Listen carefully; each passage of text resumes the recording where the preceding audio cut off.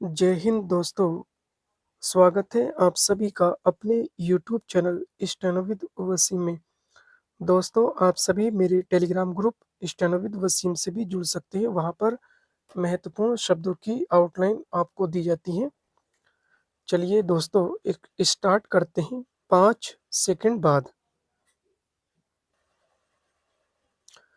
Start.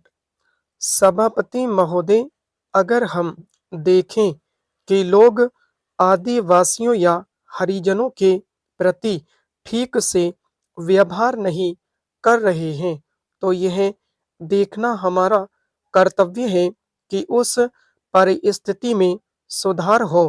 क्या हम में से प्रत्येक कम से कम एक मोहल्ले या गली की जिम्मेदारी ले सकता है और देख सकता है कि वहां सब कुछ ठीक चलता रहे? अगर आप यह छोटा सा काम भी कर सकें तो हमारे देश में बहुत बड़ा परिवर्तन संभव हो सकेगा। लेकिन अगर हम यह सोचें कि हमारे लिए बात करना ही काफी है, न कि यह देखना कि स्वयं हमारे मोहल्ले में क्या हो रहा है, तो कानून बनाने पर कोई कार्यक्रम स्थिर करने से पर्याप्त सफलता नहीं मिलेगी। लोकतंत्र तभी काम कर सकता है जब उसे जनता के लिए यथार्थ बनाने के काम में प्रत्येक व्यक्ति एक सैनिक की तरह जुट जाए। आज मैंने विशेष रूप से सांप्रदायिकता के मामले को उठाया क्योंकि वह लोकतंत्र के लिए एक बड़ा खतरा है। लोकतंत्र और जनता की सहभागिता का अभिप्राय यह है कि लोगों के मन में कोई भय या संदेह की भावना न हो। अगर किसी के मन में इसलिए डर है कि वह अल्पसंख्यक समुदाय का सदस्य है या छोटी कही जाने वाली जाति का है या किसी अन्य कारण से, तो वह अपने अधिकारों पर जोर नहीं दे सकता। और इसलिए यद्यपि वह भारत का नागरिक है, तथापि वह उस नागरिकता के अधिकारों और स्वतंत्रता का उपभोग नहीं कर पा रहा है।